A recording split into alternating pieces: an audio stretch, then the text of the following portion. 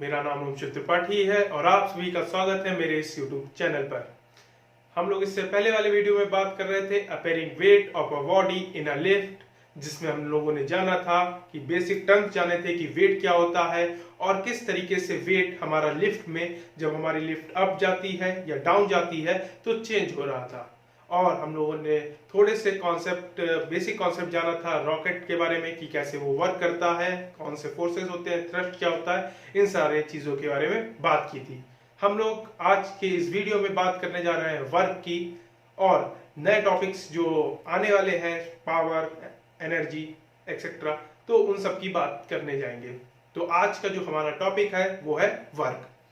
चलिए वर्क को समझ लेते हैं कि क्या होता है। डेली लाइफ में हमारा काफी यूज किया जाता है कि हम लोगों ने काफी वर्क किया, काफी काम किया। तो फिजिक्स की डिफिनेशन में और डेली लाइफ की डिफिनेशन में थोड़ा सा अंतर होता है वर्क को लेके। जैसे कि अगर आपने किसी वॉल को पुश किया और आपने कहा कि आप काफी थक जाते हैं उसके बाद, और आप कहते हैं कि मैंने काफी वर्क किया, ठीक है। लेकिन फिजिक्स की डिफिनेशन में ऐसा नहीं होता है।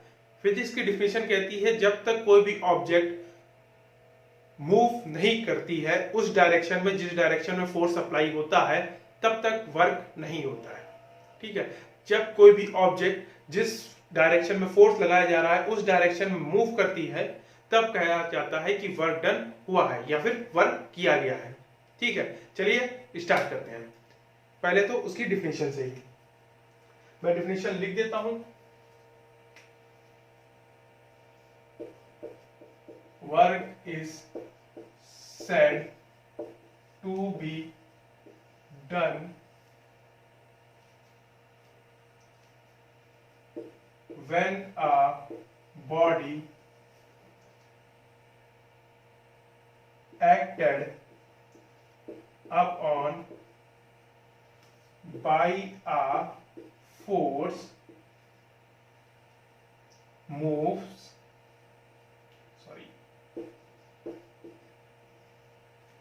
actually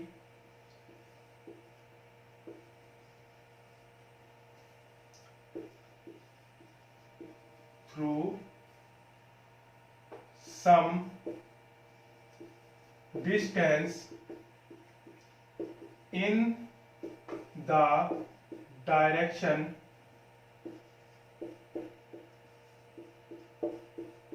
of the force। कि जब भी कोई बॉडी एक्चुअल मूव करती है, जब हम लोग फोर्स लगाते हैं किसी चीज पे और बॉडी एक्चुअली मूव करती है, अपनी एक पोजीशन से दूसरी पोजीशन में मूव करती है, तो जो वर्क कहा जाता है तब कहा जाता है कि वर्क हुआ है या फिर वर्क डन हुआ है, ठीक है। तो ये हमारी डिफिनेशन हो गई वर्क की। अब बात करते हैं कि अगर एक कांस्टेंट फोर्स लगाया गया हो तो वर्क कैसे होगा। आप लोग नोट्स बनाते हुए चलिएगा, ज्यादा आसानी रहेगी, ज्यादा अच्छा रहेगा, ठीक है। तो work done by a constant force, ठीक है। एक कांस्टेंट फोर्स से वर्क डन कैसे होता है, चलिए इसकी डिफिनेशन लिख लेते हैं, उसके बाद समझते हैं क्या होता है ये। Work is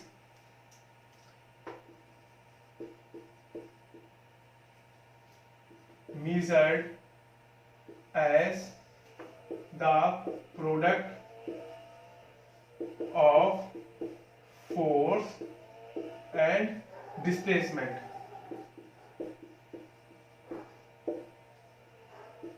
in the direction of force।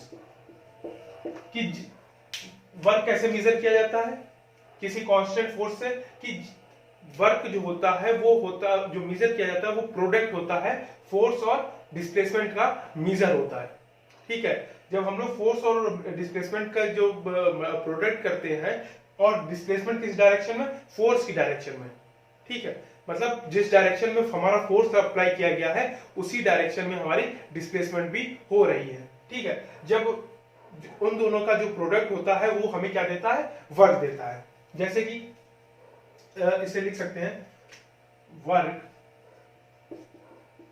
Done is equal to force into displacement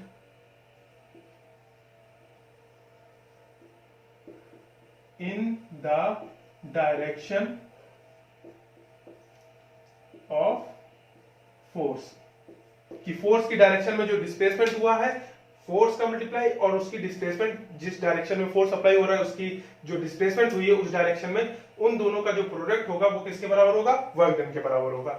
ठीक है, चलिए एक एग्जांपल के देख लेते हैं। एग्जांपल के तौर पे जैसे कि मान लेते हैं हमारा ये प्लेन था, इस पे कोई ऑब्जेक्ट थी और मान लीजिए इसके ऊपर हमारा फोर्स अप्लाई हो रहा था F, ठीक है, और हमारी ऑब्जेक्ट कुछ डिस्टेंस कवर करती है। ये उसका सेंटर मान लेते हैं, सेंटर से सेंटर की दूरी, सेंटर से सेंटर की डिस्टेंस मान लेते हैं S, कि इस पॉइंट से इस पॉइंट तक वो मूव हुई, तो सेंटर से सेंटर की हमने क्या कहते हैं डिस्टेंस मान ली, जो कि उसकी डिस्प्लेसमेंट कहलाएगी, तो वो हो जाती है S। एक्चुअली हम लोग सेंटर से इसलिए मान रहे हैं कि सारी की सारी जो ऑब्जेक्ट को हम लोग एज अ पॉइंट मास मान लेते हैं, ठीक है, कि पूरी की पूरी जो ऑब्जेक्ट है वो एक पॉइंट पे है और यहाँ पे भी जो पूरी ऑब्जेक्ट है वो एक पॉइंट पे है, तो हमने एक पॉइंट को एक पोजीशन से दूसरी पोजीशन को जो मूव किया, ठीक है, तो उसकी जो डिस्प्लेसमेंट थी वो S थी। ठीक है, तो पूरी ऑब्जेक्ट को हमने एज अ पॉइंट मास मान लिया। पॉइंट मास क्या होता है कि एक पॉइंट पे सारा का सारा जो मास होता है ऑब्जेक्ट का वो कंसंट्रेट हो, मतलब सारा मास जो हो एक पॉइंट पे रख दिया जाए और ऑब्जेक्ट को उस जगह से हटा दिया जाए। जैसे कि एक ऑब्जेक्ट थी, ठीक है, और उसका सेंटर यहाँ पे था, तो ऑब्जेक्ट का मान लेते हैं मास m था, तो टोटल ऑब्जेक्ट मास m था, वो पूरी जगह डिवाइड होगा इक्वली, ठीक है, मान लेते हैं। तो अगर हमने एक पॉइंट मास मान लिया तो एक पॉइंट पे हम लोग मान लेते हैं कि पूरा का पूरा जो मास था वो कंसंट्रेट था, कि ये पॉइंट का मास कितना हो जाएगा m, पूरी ऑब्जेक्ट को हमने रिप्लेस किससे कर दिया, एक पॉइंट से, ठीक है, तो वो हो जाती है पॉइंट मास ऑब्जेक्ट। तो हमारा जो वर्क डन आ जाएगा W बराबर क्या आ जाएगा F, और देखिए डिस्प्लेसमेंट भी किस डायरेक्शन में हो रहा है, फोर्स की डायरेक्शन में हो रहा है, ठीक है, तो हमारा क्या आ जाएगा F into S, W equal to क्या आ गया F S, ठीक है। अगर मान लेते हैं कि जो हमारा फोर्स था वो उस डायरेक्शन में नहीं लग रहा था जिस डायरेक्शन में डिस्प्लेसमेंट हुआ, मतलब उसका कुछ एंगल बना रहा था, वो ये हॉरिजॉन्टल लेवल था और हमारा जो फोर्स था वो एंगल कुछ बना रहा था ये, और हमारा एंगल था थीटा, मतलब हॉरिजॉन्टल से एंगल बना रहा था थीटा और कुछ अपवर्ड्स फोर्स लग रहा था, ठीक है, और हमारी ऑब्जेक्ट मान लेते मूव की थी फिर से सेंटर से सेंटर की डिस्टेंस, सॉरी डिस्प्लेसमेंट S, ठीक है। तो हमें क्या कहते हैं फोर्स के अब कंपोनेंट्स को तोड़ना होता में डिवाइड कर लेते हैं कि एक कंपोनेंट्स हम लोगों ने कंपोनेंट फॉर्म वेक्टर में पढ़ी थी, अगर आप कंपोनेंट्स फॉर्म को अच्छे से पढ़ना चाहते हैं तो आप वेक्टर का वीडियो देख सकते हैं, ठीक है। तो कंपोनेंट्स फॉर्म में ब्रेक करने के लिए क्या होता है कि फोर्स के दो, एक हॉरिजॉन्टल कंपोनेंट एक वर्टिकल कंपोनेंट में हम लोग ब्रेक कर लेते हैं। हॉरिजॉन्टल कंपोनेंट जिसके साथ थीटा होता है, जिस एंगल जिस एक्सिस के साथ जो वेक्टर है थीटा बना रहा होता है, एंगल बना रहा होता है, वो हो जाता है हमारा कॉस थीटा, और जिसके साथ नहीं बना रहा होता है वो हो जाता है हमारा साइन थीटा, ठीक है। तो हमारा ये कॉस थीटा हो गया और ये साइन थीटा हो गया। ये केस फर्स्ट था, हमारा ये केस सेकंड। केस सेकंड में देखिए कि डिस्प्लेसमेंट जो है हमारी वर्क जो होगा वो क्या है, force into displacement, force into displacement. अब देखिए एक फोर्स परपेंडिकुलर है और एक हॉरिजॉन्टल है, हमारी डिस्प्लेसमेंट जो हो रही है वो हॉरिजॉन्टली हो रही है, ठीक है, हमारा एक परपेंडिकुलर वेक्टर है और एक हॉरिजॉन्टल वेक्टर है फोर्स का, और हमारी जो डिस्प्लेसमेंट हो रही है वो हॉरिजॉन्टल हो रही है। और वर्क डन की डिफिनीशन क्या थी कि जो फोर्स अप्लाई हो किसी ऑब्जेक्ट पे और ऑब्जेक्ट का जो डिस्प्लेसमेंट हो वो फोर्स की डायरेक्शन में होना चाहिए, जो डिस्प्लेसमेंट हो ऑब्जेक्ट का वो फोर्स की डायरेक्शन में होना चाहिए। परपेंडिकुलर डायरेक्शन में जो फोर्स लग रहा है उसमें तो डिस्प्लेसमेंट हो नहीं रही, तो इसमें ये टर्म यूज नहीं किया जाएगा। कौन सा टर्म यूज किया जाएगा, F cos थीटा, क्योंकि इसी डायरेक्शन में हमारा डिस्प्लेसमेंट हो रहा है, तो क्या हो जाएगा F cos theta into S, या फिर इसे लिख सकते हैं एफ एस कॉस थीटा। ठीक है, यहां पे आप नोट डाल सकते हैं, आपका एक यहां पे नोट डाल सकते हैं, if the displacement is perpendicular, perpendicular को शॉर्ट में लिखा है perpendicular to the force, then work done is zero. ठीक है, कि अगर परपेंडिकुलर फोर्स जो हो रहा है वो परपेंडिकुलर डायरेक्शन में लग रहा है डिस्प्लेसमेंट के, डिस्प्लेसमेंट हमारा हॉरिजॉन्टल था और जो वर्क डन था वो जो फोर्स था वो वर्टिकल लग रहा था। ठीक है, तो जो इसकी वजह से जो वर्क होगा वो क्या होगा, जीरो होगा। ठीक है, एफ साइन थीटा की वजह से जो हमारा जो वर्क होगा वो क्या होगा, जीरो होगा, क्योंकि इस डायरेक्शन में हमारा कोई भी डिस्प्लेसमेंट नहीं हो रहा है। ठीक है, तो ये हमारे आ गया एफ एस कॉस थीटा। और हम लोग एक डिफिनीशन जानते हैं, बाय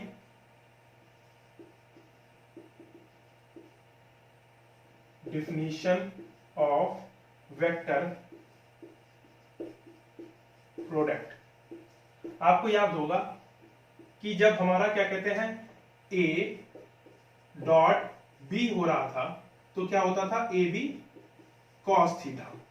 आप लोग वेक्टर वाला चैप्टर दोबारा पढ़िएगा, वीडियो दोबारा देख लीजिएगा कि उसमें जब हम लोगों ने बात कर रहे थे तो A डॉट बी जब डॉट प्रोडक्ट का यूज कर रहे थे कि दो वेक्टर जब डॉट प्रोडक्ट होते थे तो क्या हो रहा था, ए बी कॉस थीटा। यहाँ पे देखिए जो फोर्स होता है वो भी वेक्टर क्वांटिटी होता है, जो हमारा क्या कहते हैं डिस्प्लेसमेंट है वो भी वेक्टर क्वांटिटी है, और हमारा यहाँ पे क्या है, कॉस है।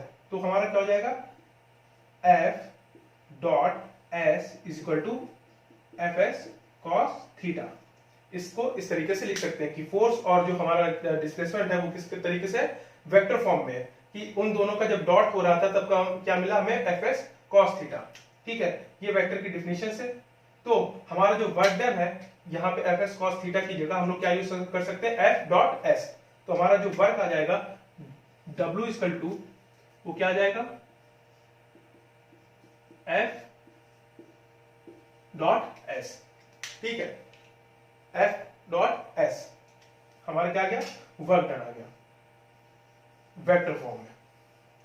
ठीक है, कि एफ डॉट एस को हम लोग इस तरीके से हम लोग मेजर कर सकते हैं। अब एफ डॉट एस की जगह हम लोग कॉस थीटा लिख देंगे और कॉस का जो एंगल होगा उसके हिसाब से हम लोग वैल्यू लिख देंगे कॉस थीटा की, जितना भी एंगल मेक कर रहा होगा एक्सिस से उससे हम लोग क्या कहते हैं उसकी वैल्यू रख देंगे और हमारा वर्क डन जो है मेजर हो जाएगा।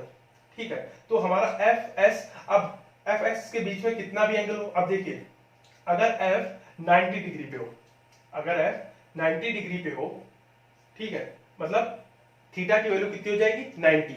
अगर एफ वर्टिकल हो और जो डिस्प्लेसमेंट है हमारा हॉरिजॉन्टल हो तो हमारा जो वर्क डन हो जाएगा क्या आ जाएगा, एफ एस कॉस थीटा, और कॉस 90 की वैल्यू क्या होती है, 0। तो कॉस 90 की वैल्यू 0 हो जाती है तो वर्क डन में हमारा क्या आ जाता है, 0। ठीक है, चलिए तो हम लोग अब क्या कहते हैं इसकी जो कैरेक्टर है इसके बारे में बात कर लेते हैं, कैरेक्टरिस्टिक्स के बारे में बात कर लेते हैं। पहला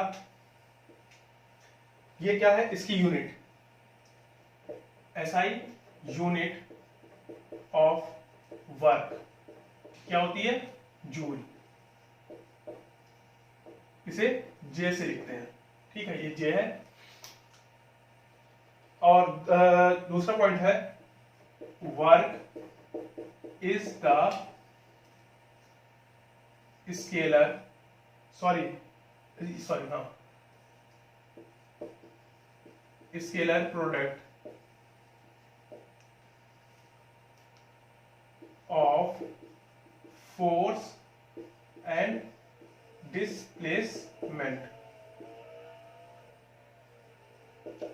एफ जो डॉट प्रोडक्ट था, ठीक है, उसे हम लोग क्या कहते थे, स्केलर प्रोडक्ट कहते थे। जो क्रॉस था उसे क्या कहते थे, वेक्टर प्रोडक्ट। तो हमारा एफ फोर्स जो वेक्टर है और डिस्प्लेसमेंट भी हमारी क्या है, वेक्टर है। ठीक है, तो हमारा जब डॉट हुआ तो क्या होता है उससे, स्केलर प्रोडक्ट। और जो हमारा वर्क हो जाता है it is a scalar quantity,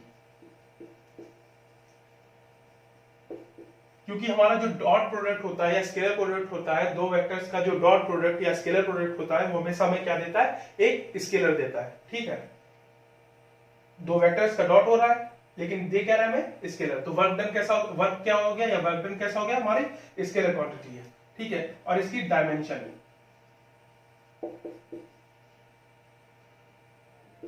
क्या हो जाएंगी, देखिए फोर्स की हमारी डायमेंशन क्या होती है, ml t माइनस 2, और s की हमारी डायमेंशन क्या हो जाती है,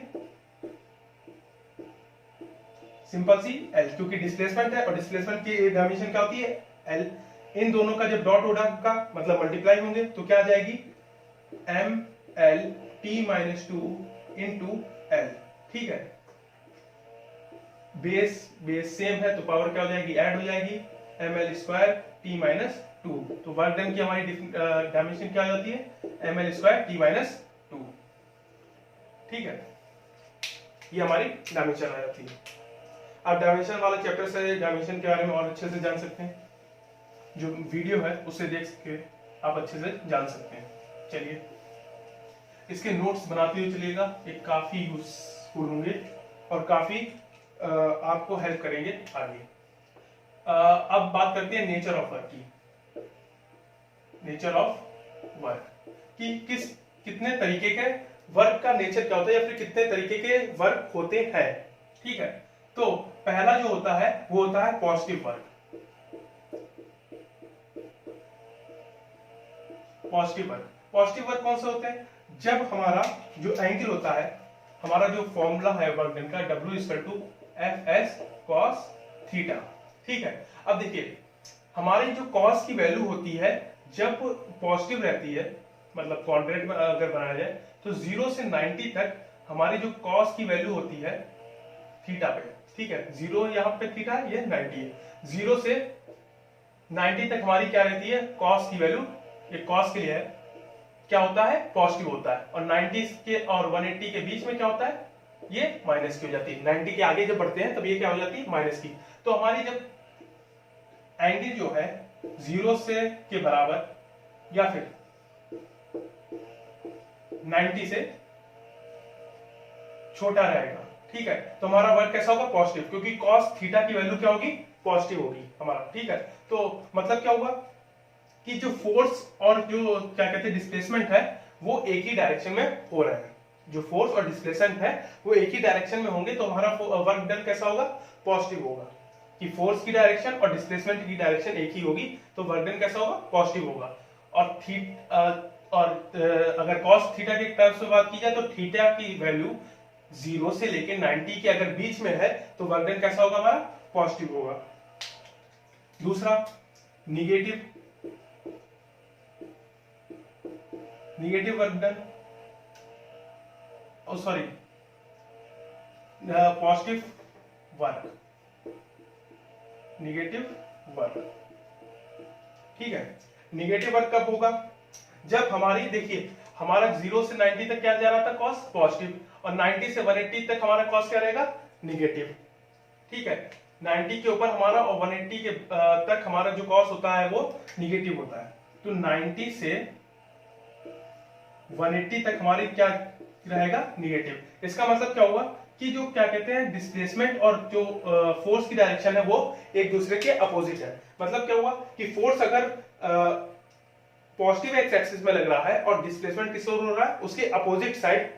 ठीक है, निगेटिव का एस एक्सिस। ठीक है, हम लोग निगेटिव जब कहते हैं तो क्या कहते हैं, सिंपल सा हो जाता है कि उसकी जो डायरेक्शन हो जाती है वो रोटेट हो जाती है, 180 रोटेट हो जाती है या फिर अपोजिट हो जाती है। ये निगेटिव वर्क डन होता है या फिर निगेटिव वेक्टर होते हैं। ठीक है, आप वेक्टर के बारे में जान सकते हैं, वेक्टर का वीडियो देखिएगा।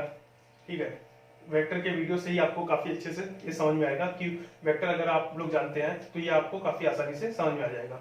ठीक है, तो अगर फोर्स की डायरेक्शन, फोर्स मान लीजिए आपका इस डायरेक्शन में था, ठीक है, और हमारा जो डिस्प्लेसमेंट था वो हमारा अपोजिट साइड में था, जो वर्क डन होगा वो कैसा होगा, हमारा निगेटिव। पॉजिटिव कब होगा, जब फोर्स और डिस्प्लेसमेंट एक ही डायरेक्शन में होंगे तब हमारा जो वर्क डन होगा वो पॉजिटिव होगा। जब फोर्स और डिस्प्लेसमेंट अपोजिट डायरेक्शन में होगा तो वर्क डन कैसा होगा, हमारा निगेटिव होगा। या फिर थीटा के टर्म्स में बात करें तो जब हमारा 90 से 180 तक के बीच में जब थीटा होगा, in between 90 and 180 theta lie करेगा, तब हमारा जो वर्क डन होगा वो कैसा होगा, निगेटिव होगा। और हमारा जो थर्ड आता है वो होता है जीरो वर्क डन या फिर जीरो वर्क, मतलब हमने कोई भी काम नहीं किया है। कौन से केसेस होते हैं, जब थीटा की वैल्यू,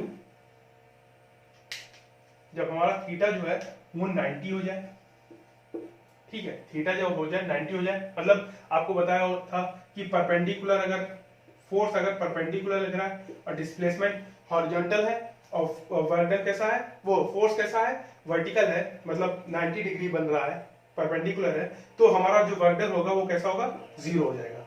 ठीक है, जब एंगल 90 हो जाए या फिर हमारी डिस्प्लेसमेंट ना हो, जैसे कि आपने वॉल को पुश किया तो वॉल तो मूव की नहीं, आपने काफी फोर्स लगाया लेकिन वॉल मूव नहीं की, तो हमारा वर्क डन कैसा हो गया, जीरो हो गया। या फिर फोर्स जो कहा जाए, फोर्स ही जीरो हो जाए।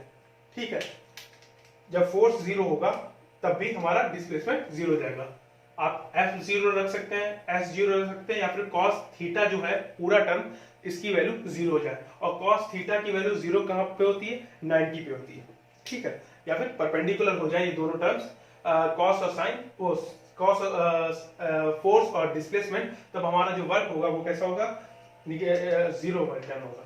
ठीक है, चलिए अब हम लोग आगे जो अच्छे से कॉन्सेप्ट है उनकी जो बात करते हैं, जो हम लोग का काफी यूज आएंगे, आगे काफी यूज करेंगे, वो है conservative and non conservative forces.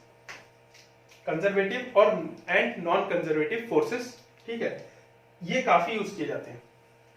ठीक है, हम लोग क्या कहते हैं, कंजर्वेटिव और नॉन कंजर्वेटिव फोर्सेस के बारे में कंफ्यूज रहते हैं कि कंजर्वेटिव फोर्सेस क्या होते हैं, नॉन कंजर्वेटिव फोर्स क्या होते हैं, और कौन से फोर्स कंजर्वेटिव है, कौन से फोर्स नॉन कंजर्वेटिव है, और उनको अप्लाई करने में काफी हम लोग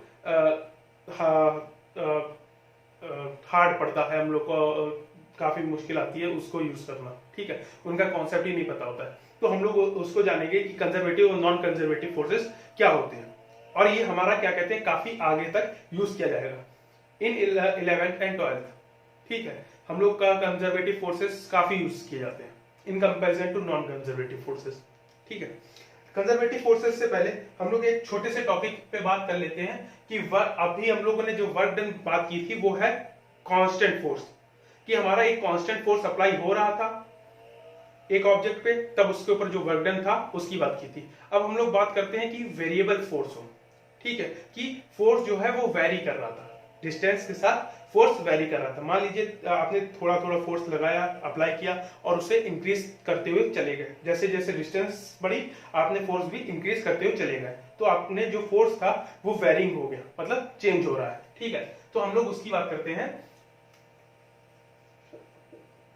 work done by a variable force. चलिए एक ग्राफ बना लेते हैं पहले।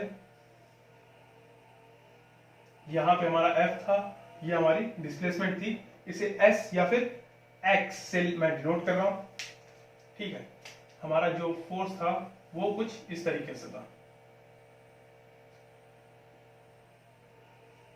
हमारा ये x1 हो गया पहला पॉइंट, ये हमारा कौन सा हो गया पॉइंट, x2 हो गया, और ये छोटे छोटे पार्ट्स में हम इसे ब्रेक कर लेते हैं। ठीक है,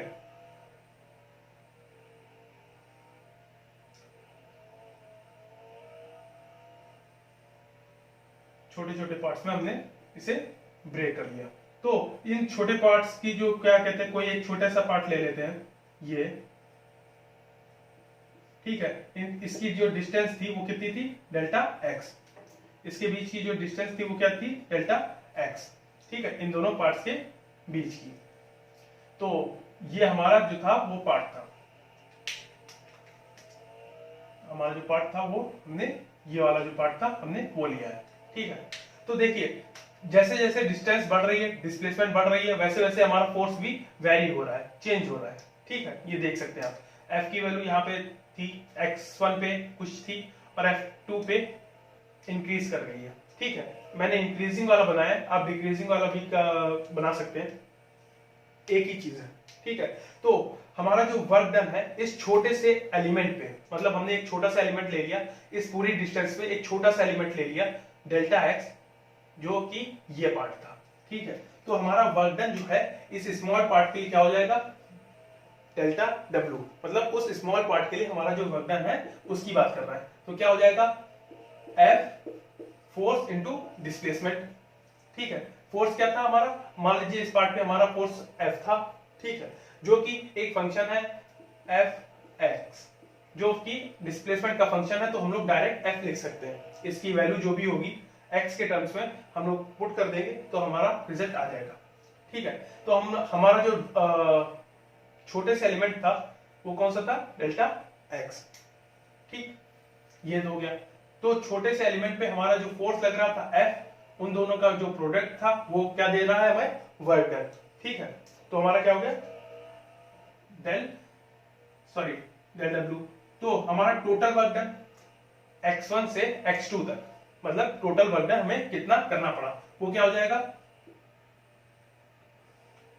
इंटीग्रेशन ऑफ डेल्टा डब्ल्यू, कि सारे वर्क डन, मतलब छोटे एलिमेंट्स में जो हमने तोड़ा था, हर एक एलिमेंट के वर्क डन को मैंने इसको इसको इसको इसको सबको अगर हम जोड़ दें, ठीक है, सारे एलिमेंट्स जो छोटे छोटे पार्ट्स में हमने तोड़ा था, जैसे कि एक स्केल थी, हमने इसे कुछ पार्ट्स में तोड़ लिया, 5 पार्ट्स में हमने इसे ब्रेक कर लिया। अब हम लोग अगर सारे पार्ट्स को जोड़ दें, ऐड कर दें, ठीक है, तो हमें फुल स्केल मिल जाएगी। ठीक है, ऐसे ही जो वर्क डन हमारा छोटे पार्ट के लिए आया था, स्मॉल एलिमेंट के लिए आया था, अगर हम लोग सारे एलिमेंट्स को जोड़ दें, ठीक है, सारे पार्ट्स को जोड़ दें, तो हमारा टोटल वर्क डन आ जाएगा W। तो वो क्या हो जाएगा,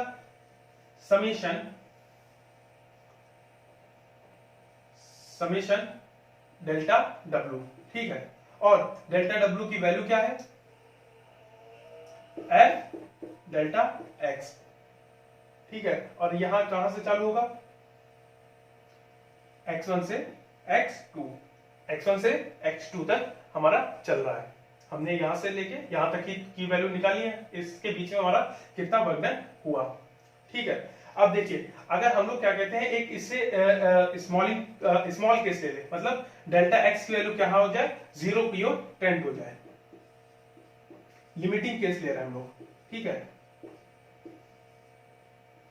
x1 से x2 f del x, limiting case ले रहे हैं कि डेल्टा x जो था हमारा बहुत ही छोटा था। ठीक है, डेल्टा x हमारा डेल्टा x 0 की ओर टेंड हो रहा है, 0 नहीं है, 0 की ओर टेंड हो रहा है, मतलब 0 के बराबर है लेकिन उससे थोड़ा सा बड़ा है। मतलब क्या हुआ कि डेल्टा x की कुछ वैल्यू है, जैसे कि 0.0001। ठीक है, ये देखिए बहुत छोटा है। ठीक है, लेकिन 0 से थोड़ा सा बड़ा है, तो डेल्टा एक्स जो है 0 की ओर टेंड हो रहा है, मतलब 0 की ओर बढ़ रहा है, लेकिन 0 नहीं है, उसकी वैल्यू कुछ है, बहुत ही छोटा है लेकिन है। ठीक है, तो डेल्टा एक्स जो है वो 0 की ओर टेंड कर रहा है, उसकी लिमिटिंग केस हो गया कि डेल्टा एक्स 0 की ओर टेंड कर रहा है। तो हमारा जो डिफिनीशन होती है इंटीग्रेशन की, वो यहाँ पे यूज हो जाती है, और यहाँ पे हमारा इंटीग्रेशन का सिंबल यूज हो जाता है।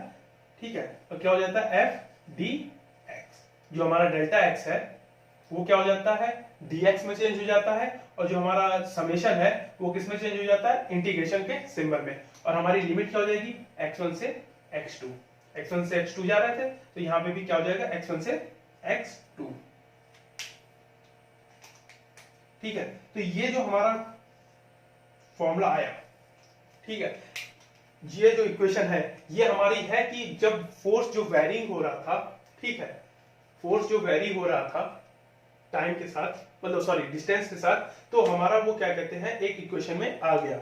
उसकी ये इक्वेशन है कि वर्क डन कैसे फाइंड होगा जब फोर्स हमारा वेरिंग होगा।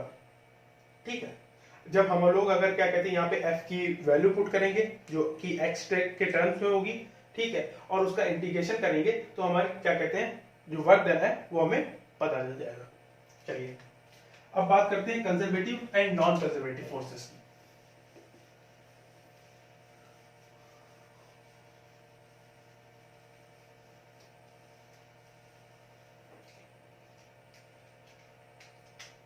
पहले कंजर्वेटिव,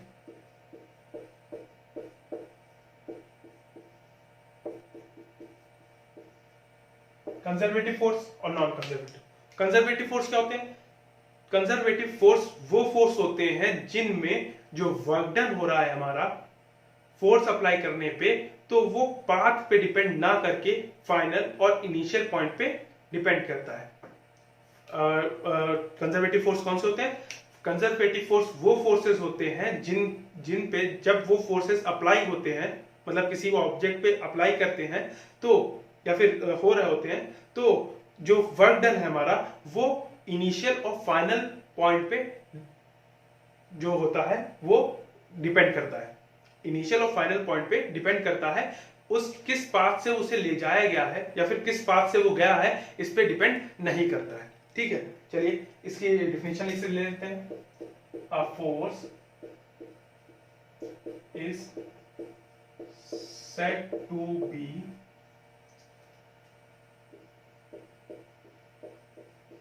conservative force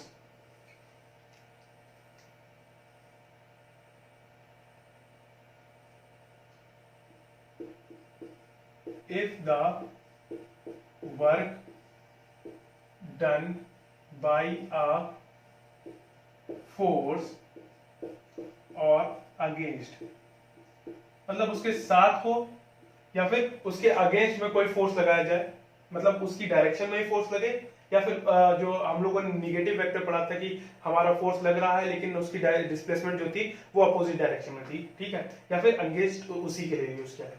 ठीक है, निगेटिव के लिए भी, तो उसमें कोई इफेक्ट नहीं पड़ेगा कि वो उसकी डायरेक्शन में है या फिर उसके अपोजिट डायरेक्शन में है। बस इस बात का है कि जो फोर्स जो लग रहा है उसकी बात कर रहा है। ठीक है, force in moving a body depends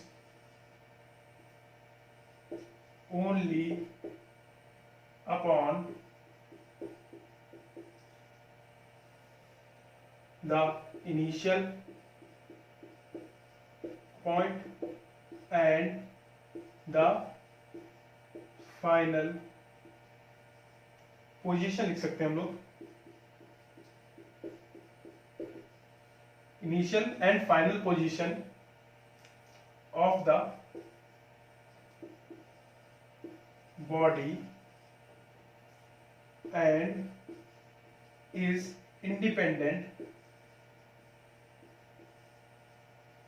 independent of the path,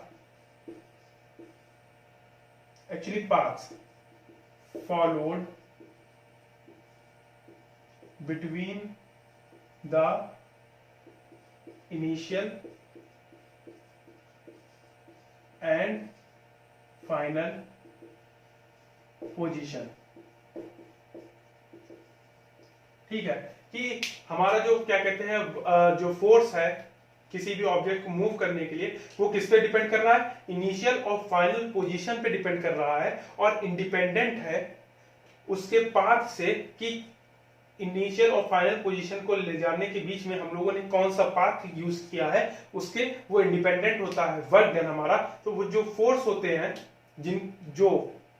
वो फोर्सेस जब हमारी ये कंडीशन अप्लाई हो जाती है कि इनिशियल और फाइनल पोजीशन पे जो हमारा वर्क डन है निर्भर करता है, डिपेंड करता है कि इनिशियल और फाइनल पोजीशन उसकी क्या थी, और उसके पाथ के इंडिपेंडेंट हो जाता है, तो वो जो फोर्सेस होते हैं जिसकी वजह से ये वर्क जो यूज हो रहा है, तो हमारे वो फोर्सेस कौन से होते हैं? Conservative force. चलिए देखते हैं इसे एग्जाम्पल से।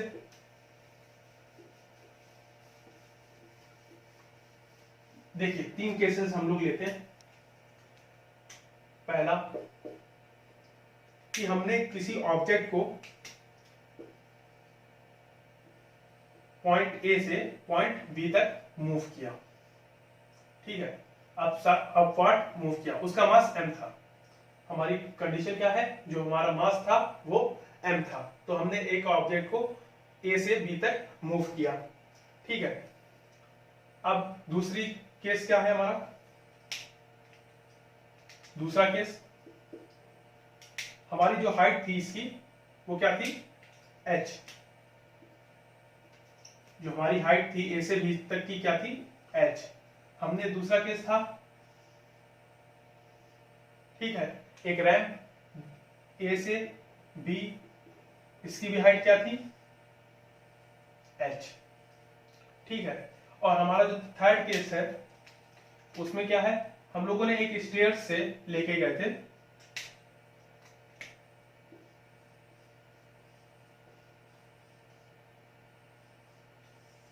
ठीक है, और स्टेयर्स की टोटल हाइट जो थी क्या है, h, ठीक है। और इन स्टेयर्स की जो हर एक स्टेयर की जो हाइट है वो क्या है, delta h, sorry h dash. तो हर एक स्टेयर की हाइट क्या है, h डैश, और टोटल नंबर ऑफ स्टेयर्स कितनी है, n। Total number of stairs कितनी है, n। तो हमारी जो h हो जाएगी वो क्या हो जाएगी, हर एक स्टेयर की जो हाइट है उसे ऐड कर दे, h dash plus h dash plus h dash plus h dash, तो वो कितनी बार है, n टाइम्स है, तो क्या हो जाएगी, n h डैश, ठीक है। जो टोटल हाइट आ जाएगी हमारी क्या हो जाएगी कि नंबर ऑफ स्टेयर्स इनटू हर स्टेयर की जो हाइट है वो अगर मल्टीप्लाई कर दी जाए नंबर ऑफ स्टेयर से, तो हमारी टोटल जो हाइट है वो आ जाएगी, ठीक है। अब यहाँ पे देखिए, जो एक ऑब्जेक्ट थी, ये मान लेते हैं हमारा एंगल थीटा था, ठीक है।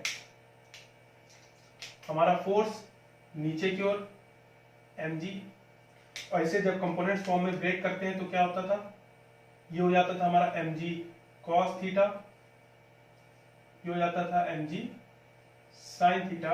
हम लोगों ने पिछले वाले वीडियो में बात की थी, इस ये केसेस सारे पढ़े थे मोमेंटम में, आप उसका चैप्टर देख सकते हैं, ठीक है, वो वीडियो देख सकते हैं। और उसमें हम लोगों ने ये जो हमारा जो वेक्टर है इसके कंपोनेंट फॉर्म कैसे हो रहा है उसकी बात की थी।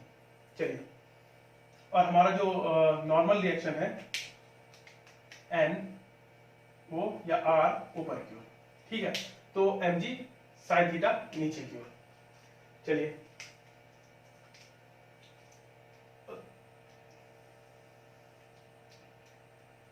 अब हम लोग बात करते हैं पहले केस की, ठीक है। पहले केस में वर्क डन हमारा क्या होगा इसकी बात कर लेते हैं। देखिए, हमारा वर्क डन क्या होता है, फोर्स इनटू डिस्प्लेसमेंट। जब हमारे क्या कहते हैं कोई भी ऑब्जेक्ट पे ग्रेविटी के इन्फ्लुएंस में होती है तो उसके ऊपर फोर्स क्या लग रहा होता है, mg, मास इनटू एक्सीलरेशन, और यहाँ पे g क्या है, acceleration due to gravity g।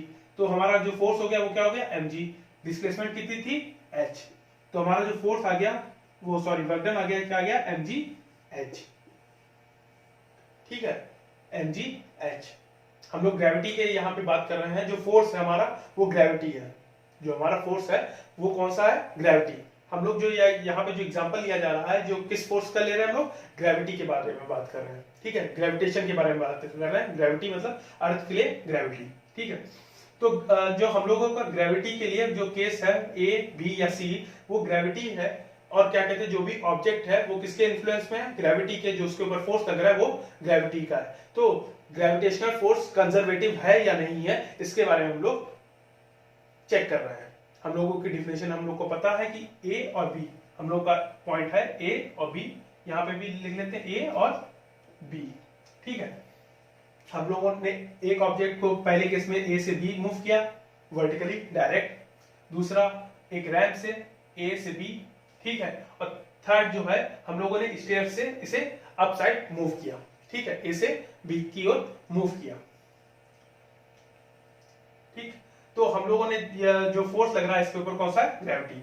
उसी के चेक करते हैं कि अगर हमारा जो वेट है पहले केस के बराबर आ गया, तीनों केसेस में देखिए फाइनल और इनिशियल पॉइंट सेम है, ए से बी की ओर, ए से बी की ओर हाइट कितनी है, h सेम है, और ए से बी की ओर हाइट कितनी है, सेम है। तीनों केसेस में हाइट क्या है, सेम है, बस चेंज क्या है उसके पाथ में, एक वर्टिकल है, एक रैंप से, एक स्टेयर से, ठीक है। तो हम लोगों का जो केसेस है वो क्या कहते हैं फाइनल और इनिशियल पॉइंट जो है वो सेम है, बस चेंज क्या है उसकी पोजीशन, पाथ, सॉरी, तो पाथ चेंज है। अगर हम लोग का वर्क डन पाथ के इंडिपेंडेंट आ गया, पोजीशन सेम है, और पाथ के अगर क्या कहते हैं पाथ डिफरेंट है और वर्क डन सेम आ जाता है तो हमारा जो ग्रेविटेशन है वो कैसा हो जाएगा, कंजर्वेटिव हो जाएगा, कि पाथ पे डिपेंड नहीं कर रहा है, उसकी फाइनल और इनिशियल पोजीशन पे डिपेंड कर रहा है। आप किसी भी पाथ से ले जाइए, वर्क डन क्या रहेगा, सेम रहेगा। तो हमारा जो ग्रेविटेशन आ जाएगा वो क्या आ जाएगा, कंजर्वेटिव आ जाएगा। हमने जो डिफिनेशन है कंजर्वेटिव फोर्सेस की उसके अकॉर्डिंग। चलिए दूसरे की बात करते हैं। वर्क डन यहाँ पे क्या आ गया, mgh। यहाँ पे क्या होगा, force into displacement. Work done तो नहीं बदलेगा, फोर्स इनटू डिस्प्लेसमेंट ही रहेगा, वर्क डन तो चेंज होगा नहीं। ठीक है, तो यहाँ पे फोर्स क्या हो जाएगा, mg sin थीटा। देखिए फोर्स क्या है, mg sin थीटा। देखिए वर्टिकल डायरेक्शन में या फिर r जो जिस डायरेक्शन में है उस डायरेक्शन में तो ऑब्जेक्ट मूव नहीं कर रही, ऑब्जेक्ट रैम की इस साइड मूव करेगी, इस डायरेक्शन में मूव तो करेगी नहीं, क्योंकि और इसका मतलब क्या हो गया, mg cos थीटा और r क्या है, इक्वल है। mg cos थीटा और r क्या है, इक्वल है। ठीक है, इन दोनों ने एक दूसरे को कैंसिल कर दिया तो हमारे जो ये फोर्सेस थे वो यूज के नहीं है। ठीक है, mg को क्योंकि हम लोग कंपोनेंट फॉर्म में ब्रेक ही कर चुके थे तो ये भी नहीं है। हमारा कौन सा फोर्स रह गया, mg sin थीटा। ठीक है, जो कि डाउनवर्ड डायरेक्शन में है। क्या आ गया, mg sin थीटा, हमारा फोर्स आ गया mg sin थीटा। अब देखिए डिस्प्लेसमेंट कौन सी लेंगे, इस डायरेक्शन की। क्या होता था, वर्क डन क्या होता था, force into displacement in the direction of force. तो फोर्स की डायरेक्शन किस डायरेक्शन में है, डाउनवर्ड्स, रैम की डायरेक्शन में। और हमारी जो हाइट है वो क्या है, h। ये हाइट हमें पता है। ठीक है, तो हमारी जो क्या कहते हैं ए से मान लेते हैं ये c है, तो हमें क्या कहते हैं साइन थीटा हम लोग को पता है क्या होता है, साइन थीटा क्या हो जाता है, BC upon AB। Sine theta क्या होता है, BC upon AB, perpendicular upon hypotenuse.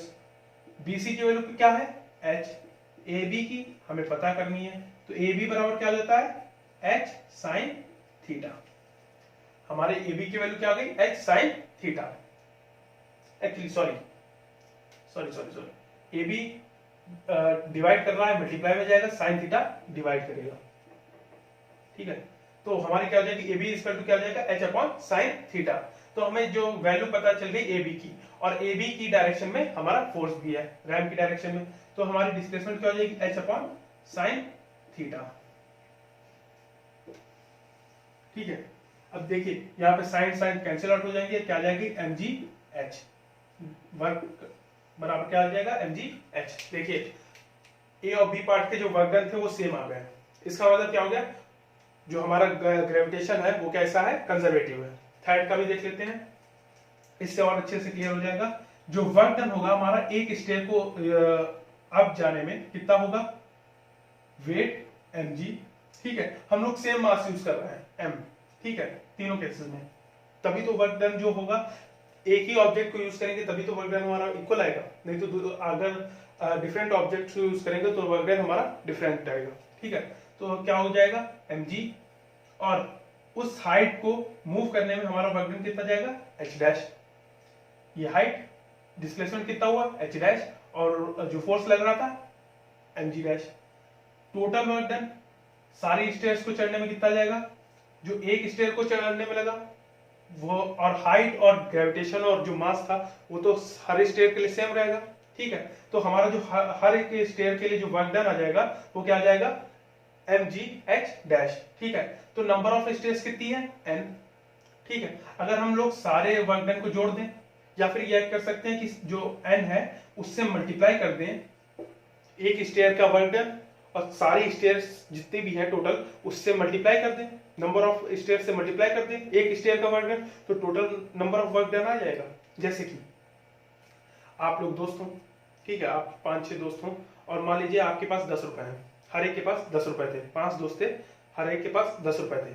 आप क्या कर सकते हैं, टोटल आप सबके पास कितने रुपए हैं, ऐसे कर सकते हैं, आप ऐड कर सकते हैं 10 + 10 + 10 + 10 + 10, ठीक, कितना आएगा, 50 आएगा। या फिर आप डायरेक्ट कर सकते हैं कि 5 लोग हैं, ठीक है, और हर एक के पास कितने रुपए हैं, 10 रुपए हैं, तो 5 × 10 कितना आ जाएगा, 50। ठीक है, आप चाहे तो सबको ऐड कर सकते हैं, या फिर जो नंबर ऑफ पीपुल है या फिर नंबर है उससे मल्टीप्लाई कर सकते हैं डायरेक्ट, तो आपका कितना आ जाएगा, वही सेम आंसर आएगा। वही मैंने किया है कि सबको ऐड कर सकते थे या फिर n से डायरेक्ट मल्टीप्लाई कर दे कि नंबर ऑफ स्टेयर्स कितनी थी। तो n into M G H dash, W dash की वैल्यू रखते हैं, और M G N H dash, और एन एच डैश की वैल्यू क्या है, एच के इक्वल है, तो एम जी एच। जो वर्क डन आ गया हमारा किसके बराबर आ गया, एम जी एच के। तो हमें इससे पता चल गया कि जो कंजर्वेटिव, जो ग्रेविटेशन फोर्स है वो कंजर्वेटिव फोर्स है, वो पोजीशन पे डिपेंड कर रहा है, ना कि पाथ पे, कि किसी भी पाथ से लेके जाए वर्क डन जो आएगा हमारा सेम आएगा। ठीक है, चलिए अब नॉन कंजर्वेटिव फोर्सेस की बात कर लेते हैं।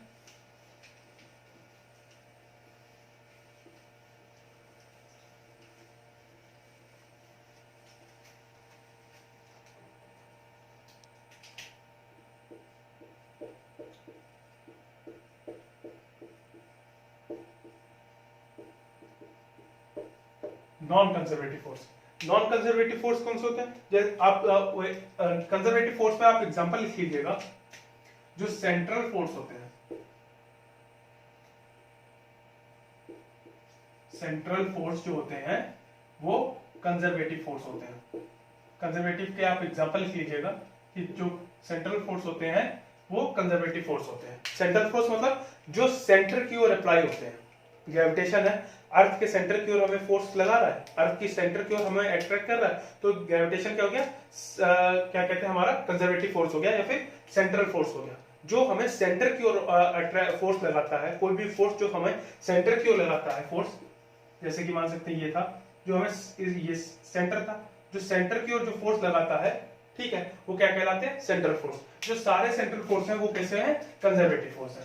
ठीक है, अब ये एग्जांपल लिख सकते हैं उसमें।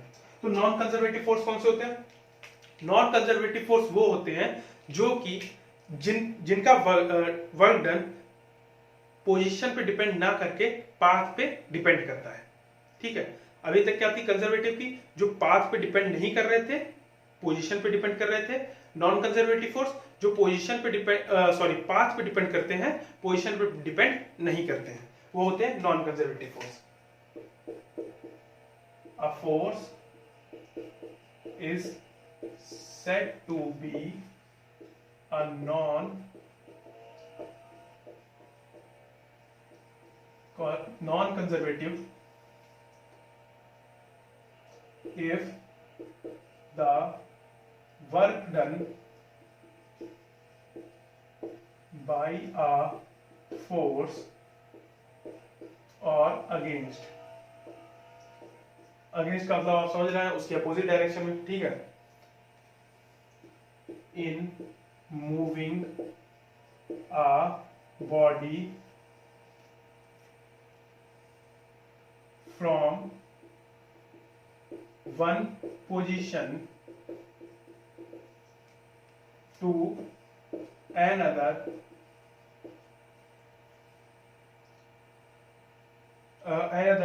depend upon the path followed between these two positions।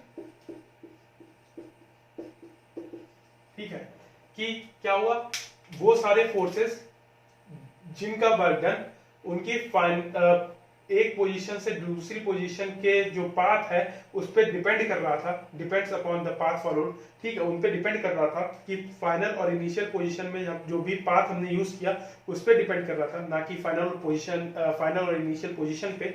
तो वो जो फोर्सेस हैं जिनका वर्क डन पाथ पे डिपेंड करता है, ठीक है, जब भी हम लोग मूव करते हैं तो वो सारे वर्क डन कैसे जो वो फोर्सेस होते हैं जिनकी वजह से वर्क डन होता है, जो कि पाथ पे डिपेंड करता है, जो वर्क डन पाथ पे डिपेंड करता है, और जो उस वर्क डन में जो फोर्सेस यूज किए जाते हैं वो कैसे होते हैं, non conservative forces. Non conservative forces के एग्जांपल कौन से हैं, फ्रिक्शन,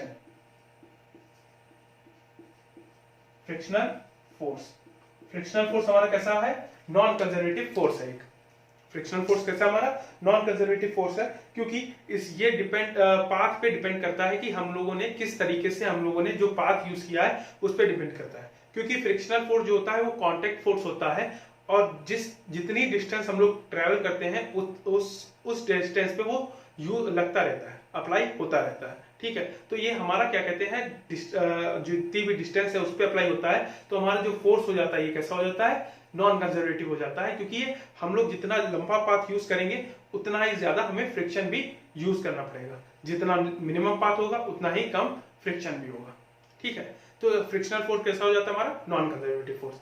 तो इसी के साथ हमारा जो वर्क है, वो जो टॉपिक है वो पूरी तरीके से एंड होता है। और मैं ऐसी होप करता हूं कि आप सभी को इस वीडियो में कोई भी क्वेरी नहीं होगी, लेकिन अगर कोई भी क्वेरी हो, कोई भी डाउट हो आपके, तो आप कमेंट्स में अपनी क्वेरी और डाउट्स जरूर लिखिएगा।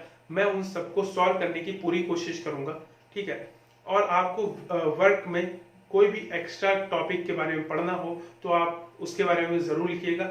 मैं उसको लिए एक नया वीडियो जरूर बनाऊंगा। मैं आपको ये वीडियो अच्छा लगा हो तो लाइक, कमेंट और शेयर जरूर कीजिएगा, और चैनल को सब्सक्राइब करना मत भूलिएगा। Thank you so much.